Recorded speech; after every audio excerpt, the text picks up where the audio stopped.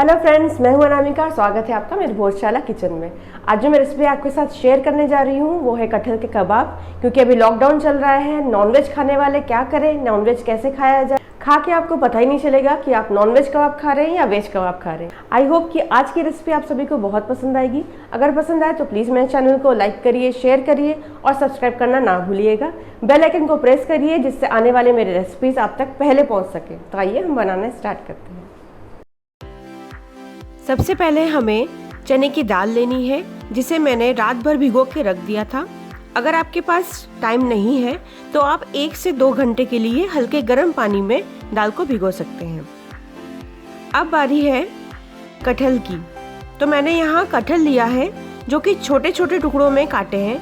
बड़े टुकड़े नहीं लेने हैं। बड़े टुकड़े अगर होंगे तो गलने में समय लगेगा और पानी भी ज़्यादा लगेगा, क्योंकि हमें बिल्कुल भी लपसी नहीं चाहिए टेक्सचर, क्योंकि लपसी अगर हो जाएगा तो हमें कबाब बनाने में बहुत दिक्कत होगी।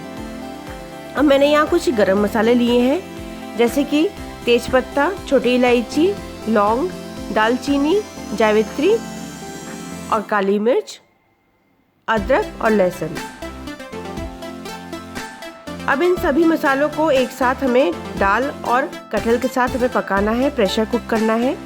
आप चाहे तो कढ़ाई में भी कर सकते हैं, पर कढ़ाई में अगर हम पकाएंगे तो बहुत ज़्यादा टाइम लग जाएगा और पानी भी ज़्यादा लगेगा, जो कि हमें बिल्कुल भी नहीं चाहिए। पानी बिल्कुल भी ज़्यादा नहीं होना चाहिए।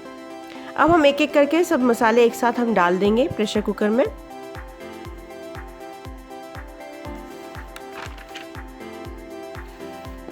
नमक डाल देते हैं स्वाद अनुसार और 1/4 कप हमने यहाँ पे पानी डालना है और सिर्फ 2 सीटी बजने तक हमें पकाना है।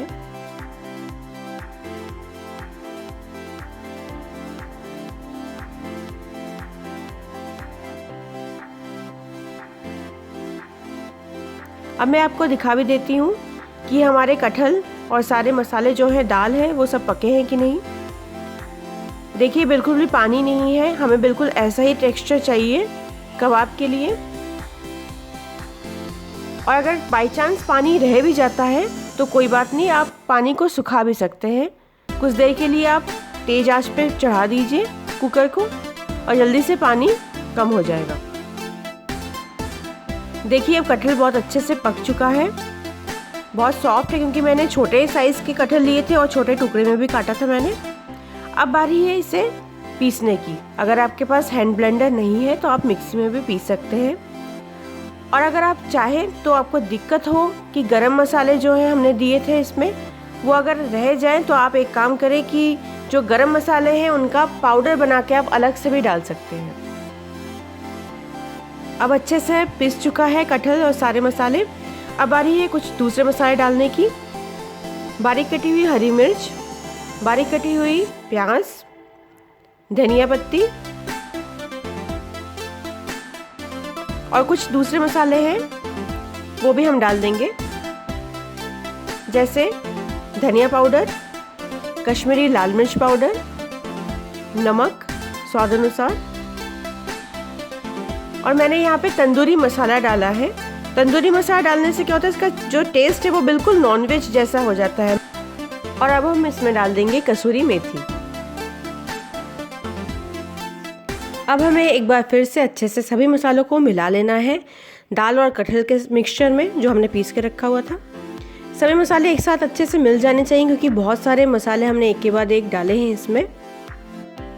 मैं हमेशा जब भी कबाब बनाती हूँ, वेज कबाब स्पेशली, तो मैं तंदूरी मसाला का यूज़ ज़रूर करती हूँ। इससे क्या होता है कि जो टेस्ट होता है कबाब का वो बहुत ही ज़्यादा खिल के आता है, इन्हेंस हो जाता है और आपको खा के लगेगा ही नहीं कि आप वेज कबाब खा रहे हैं या नॉन वेज खा रहे हैं।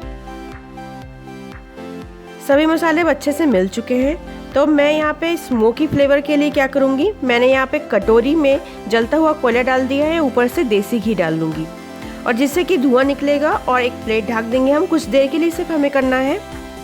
कबाब में सारे मसाले इम्पॉर्टेंट होते ही हैं, पर साथ में स्मोकी फ्लेवर भी होना चाहिए, क्योंकि कबाब बहुत ही टेस्टी बन जाते हैं।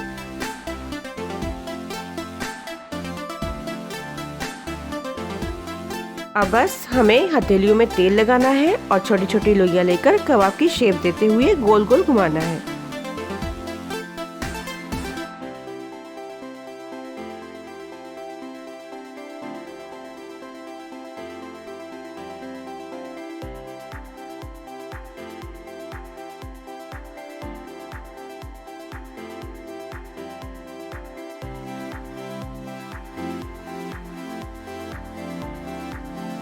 मैंने तवा यहाँ पे गरम कर लिया है और ऑयल लगा लिया है और एक एक करके कबाब फ्राई करना है। मैं हमेशा ऑयल कम ही यूज़ करती हूँ, ज़्यादा यूज़ नहीं करती हूँ कबाब जब भी बनाती हूँ मैं, क्योंकि हमें टेस्टी खाना तो चाहिए ही, साथ में हेल्दी भी होना चाहिए।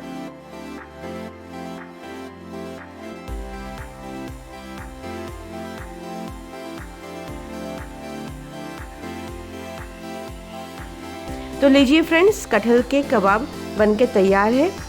बिल्कुल भी आप खा के बता नहीं पाएंगे कि ये नॉनवेज का है या वेज है। आई होप कि आज की रेसिपी आप सभी को बहुत पसंद आई होगी। अगर पसंद आए तो प्लीज़ मेरे चैनल को लाइक करिए, शेयर करिए और सब्सक्राइब करना ना भूलिएगा। बेल आइकन को प्रेस करिए जिससे मेरे आने वाले जितने भी रेसिपीज़ हैं आप तक पहले पहुंच सके। Thank you.